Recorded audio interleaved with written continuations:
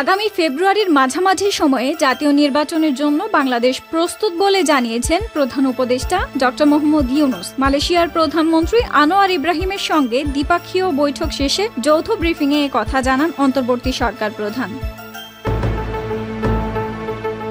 যৌথ ব্রিফিংয়ে প্রধান উপদেষ্টা বলেন, বাংলাদেশের অর্থনীতি সহ সব বিষয়ে ঘুরে দাঁড়ানোর চেষ্টা করছে। এ সময় তরুণদের শিক্ষা ও কর্মসংস্থানের সুযোগ করে দেওয়ায় মালয়েশিয়া সরকারের প্রতি কৃতজ্ঞতা প্রদান করেন প্রধান উপদেষ্টা ডক্টর মোহাম্মদ ইউনূস। সেই সাথে দেশটির ব্যবসায়ীদের বাংলাদেশে বিনিয়োগের আহ্বান জানান তিনি। এছাড়া রোহিঙ্গা সংকট বিষয়ে প্রধান উপদেষ্টা বলেন, রোহিঙ্গা আমাদের জন্য বড় সংকট। এই সংকট সমাধানে আসিয়ানের সাহায্য চাই। বাংলাদেশের শান্তি প্রতিষ্ঠায় ডক্টর ইউনূস গুরুত্বপূর্ণ ভূমিকা বলে মন্তব্য করেন মালয়েশিয়ান প্রধানমন্ত্রী আনোয়ার ইব্রাহিম। দ্বিপাক্ষিক বৈঠকে প্রতিরক্ষা, জ্বালানি ও হালাল খাদ্য সহ বিভিন্ন খাতে 5 সমঝোতা স্মারক সই হয়েছে।